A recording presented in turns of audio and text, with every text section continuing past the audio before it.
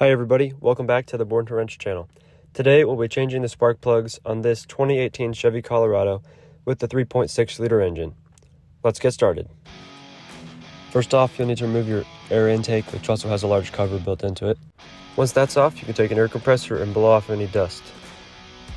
Next, we'll unplug the electronic throttle and then pop out the tab right here.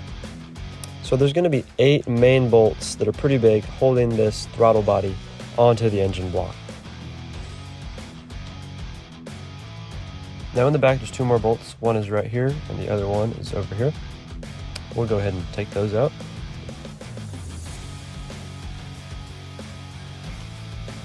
Here's those 2 bolts removed.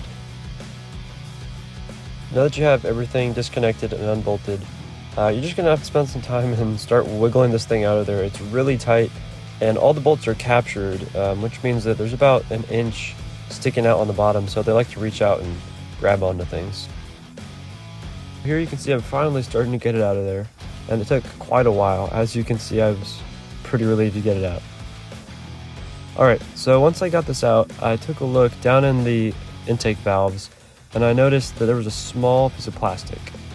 So what I did was I took a socket wrench and rotated the crankshaft until that valve was closed. Then I took the air compressor and just blasted it out of there. This is the piece that fell down in there.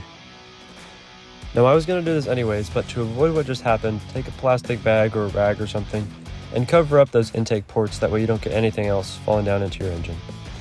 Next, we'll unclip all of our coils and a few other connections. Now these connectors are pretty tricky, so let me show you how to do them. There's 2 tabs, a red and a black. First, you go and slide down the red tab, and then as usual, just press down on the black and the connector will pop off. Alright, let's go ahead and disconnect all the coils.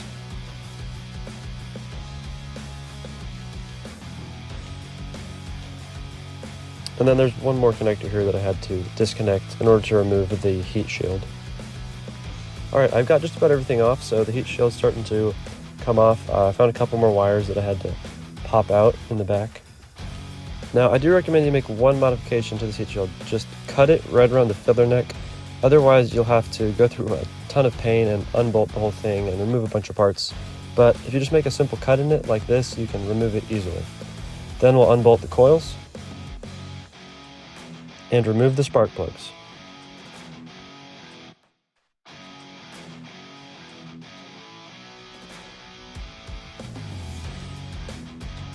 Now what I like to do is break all the spark plugs with the socket wrench, and then I use an old piece of rubber fuel line to just stick on the end there and unscrew them. It works really well, it's flexible, and it just works so awesome just to reach down in there and pull the spark plugs out, and for reinstalling the new ones also. Okay, let's get started with the installation.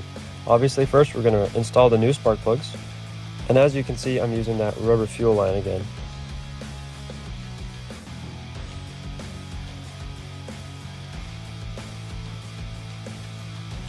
Okay, I've got as tight as I can with the fuel line, so now I'm going to get out the socket wrench and torque these down.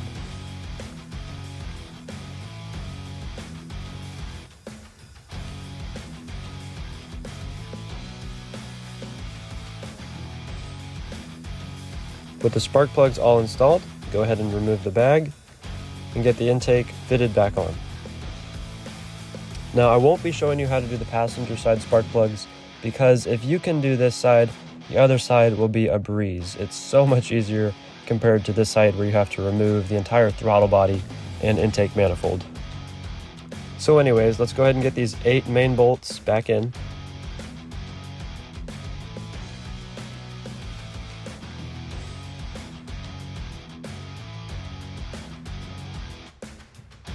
With those done, I'll reach around to the back and get those 2 in that bracket.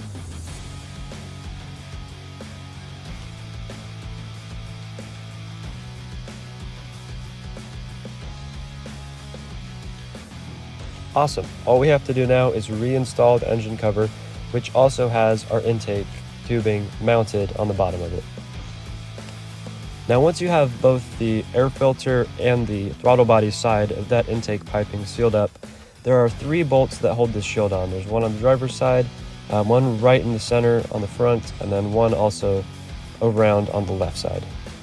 And that's about it for this video. If you found it helpful, please subscribe. Happy wrenching.